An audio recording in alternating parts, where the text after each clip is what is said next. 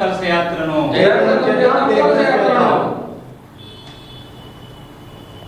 జై యాదవ్ జై మాధవ్ జై యాదవ్ జై మాధవ్ జై యాదవ్ జై మాధవ్. మీడియా మిత్రులకి నమస్కారము. ఈరోజు నక్కా రామారావు యాదవ్ భవన్లో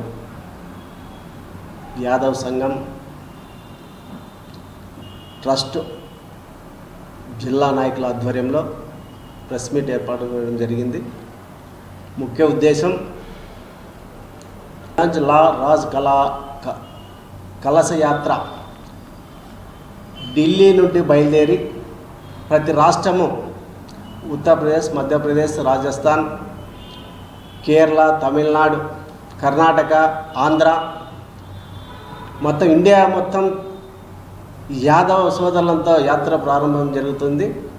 అందులో భాగంగా ఆంధ్రప్రదేశ్లో 17వ తారీఖు నుండి ప్రారంభం యాత్రకు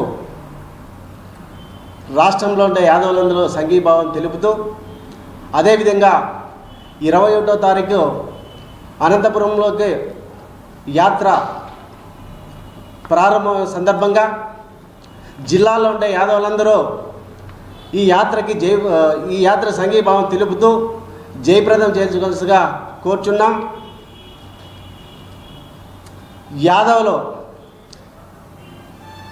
గతంలో చైనా సైన్యంతో పోరాడిన వీర చరిత్ర గల యాదవులకు భారత సైన్యంలో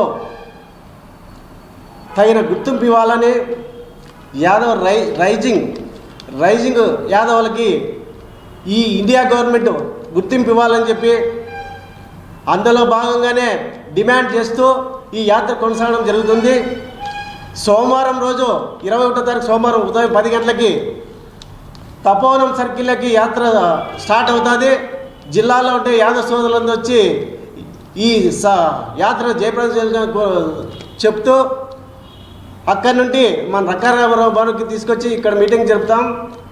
అందులో భాగంగానే మొత్తం ఉండే యాదవులందరూ వచ్చి ఈ సభను జయప్రదం చేయాలని కోరుచున్నాం. అనంతపురం జిల్లా యాదవ సంఘం పెద్దల యొక్క ఆదేశాల మేరకు ఇవాళ నక్కా రామారావు గారి సభా ప్రాంగణంలో రెజాంగ్ల రాజ్ కలశ యాత్ర గురించి చెప్పడం జరుగుతోంది. అలాగే మీడియా మిత్రులకు, యాదవ సోదర సోదరీమణులకు, ఈ అనంతపురం జిల్లాలో ఉన్న వాళ్ళందరికీ పేరు పేరున హృదయపూర్వక ధన్యవాదాలు తెలియజేసుకుంటున్నాను.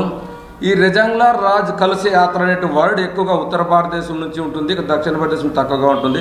రెజాంగ్ల అంటే ఇది ఒక ప్రాంతము, భారతదేశానికి చైనాకి జమ్మూ కాశ్మీర్ మధ్యలో ఉన్నటువంటి ఒక ప్రాంతం.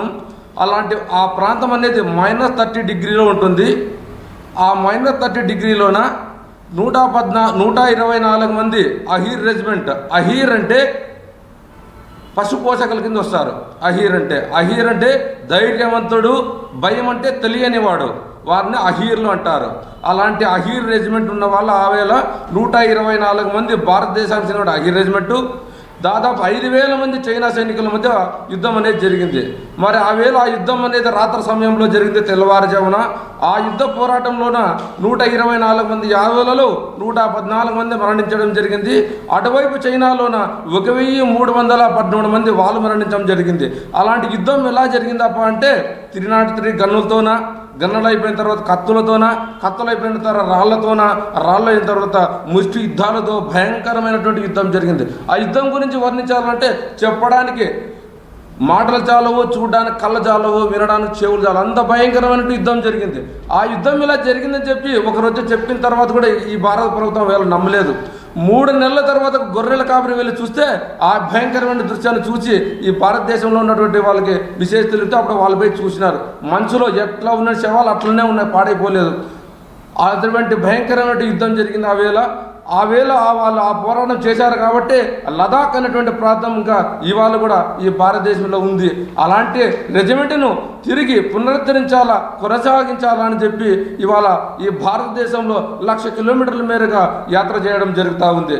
అదేవిధంగా గతంలోన స్వతంత్రం వచ్చిన తర్వాత జమ్మూ కాశ్మీర్లో ఉన్నటువంటి శ్రీనగర్ ఎయిర్పోర్ట్ని ఆవేళ పాకిస్తాన్ సైన్యం 700 మందితో చుట్టి కబ్జా చేస్తే ఆవేళ కూడా కేవలం 70 మంది అహీర్ రెజిమెంట్ వెళ్ళి వాళ్ళతో పోరాటం చేసి వాళ్ళని తరిమి కొట్టి ఆవేళ ఆ ఎయిర్పోర్ట్ని కాపాడి తిరిగి భారతదేశానికి ఇవ్వడం జరిగింది. అంత చరిత్ర ఉన్నటువంటి ఈ యాదవ జాతికి అహీర్ రెజిమెంట్ ఎందుకు ఆవేళ లేకుండా చేశారో ప్రశ్నిస్తూ ఇవాళ యావత్ భారతదేశం 1,00,000 కిలోమీటర్ల మేరగా ప్రయాణం చేస్తూ కాశ్మీర్ నుంచి కన్యాకుమారి వరకు కొనసాగుతూ ఉంది. మొట్టమొదటిసారిగా బీహార్లోనే ఏప్రిల్ నెలలో చేయడం జరిగింది. బీహార్ నుంచి వెస్ట్ బెంగాల్ నుంచి జార్ఖండ్ నుంచి ఛత్తీస్గఢ్ నుంచి ఒడిశా నుంచి ఇచ్చాపురం మీదుగా ఇవాళ ఈ అనంతపురం జిల్లాలోకి ప్రవేశించడం జరిగింది. రేపు 21వ తారీఖున ఈ అనంతపురం జిల్లాలో తపోవనం నుంచి మొదలవడం జరుగుతుంది. అలాగే ఇంకొక రోజు మునుపు 20వ తారీఖున గుత్తిలో కూడా స్టార్ట్ అవుతుంది.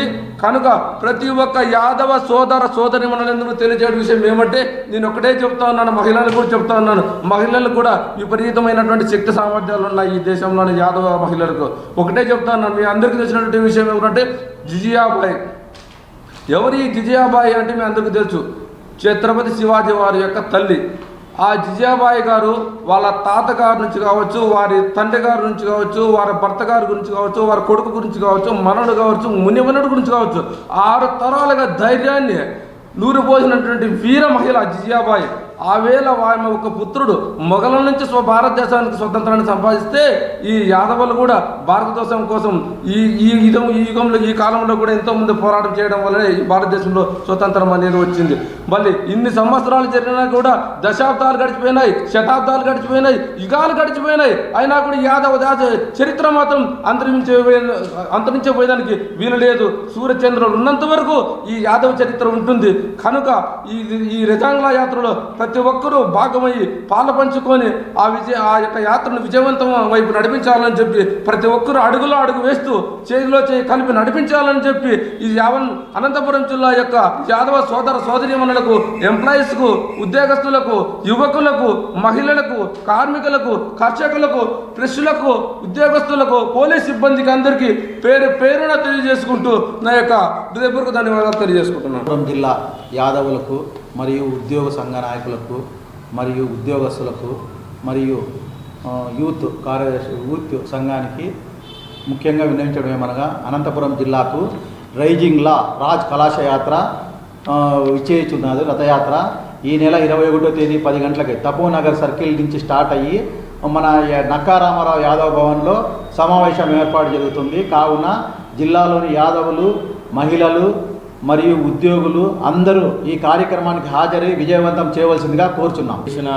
మీడియా మిత్రులకు నా నమస్కారాలు మరియు యాదవ పెద్దలకు అందరికీ నా నమస్కారాలు. 21వ తారీఖున మనము రేజింగ్ లా రాజ్ కళాశ యాత్రకు తపోవనం సర్కిల్ 9:30కి రావడం జరుగుతుంది. అక్కడ నుంచి మనము ఇది town clock arts college circle నుంచి మళ్ళీ ఇక్కడికి యాదవ భవన్ ట్రస్ట్ దగ్గరికి ర్యాలీగా రావడం జరుగుతుంది. కావున ప్రతి ఒక్కరూ విచ్చేసి ఇంతవరకు పెద్దలు చెప్పిన విధంగా అన్ని సంఘం నాయకులు యాదవులు కలిసి రావాల్సిందిగా కోరడం జరుగుతుంది. యాదవ సోదరులందరికీ కూడా నమస్కారం. సోమవారం 21వ తేదీ రెజాంగ్ లా రాజ్ కలశ యాత్ర ఉత్తర భారతదేశం నుండి మన దక్షిణ భారతదేశంలో ప్రవేశిస్తూ 21వ తేదీ గుత్తి నుండి ఉదయం 10 గంటలకు తపోవనం దగ్గర స్టార్ట్ అవుతుంది. అందుకు జిల్లా నలుమూల నుండి కూడా మన యాదవుల యొక్క ఐక్యతను చాటుకోవాలన్న ఉద్దేశంతో మనం ఆ రోజు 9:30 అందరూ కూడా తపోవనం సర్కిల్లోకి రావాల్సిందిగా ఆహ్వానిస్తున్నాము. అక్కడి నుంచి కూడా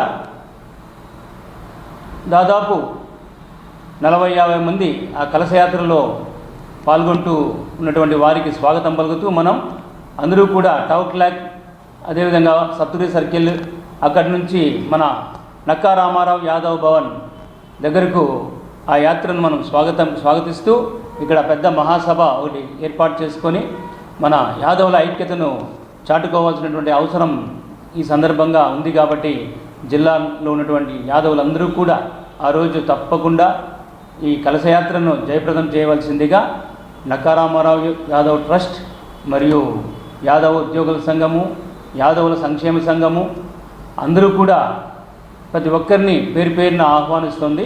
ఆ రోజు సోమవారం ఉదయం 10 గంటలకు అందరూ కూడా మరొక్కసారి తపోవన్ సర్కిల్లోకి చేయవలసిందిగా కోరుకుంటున్నాం.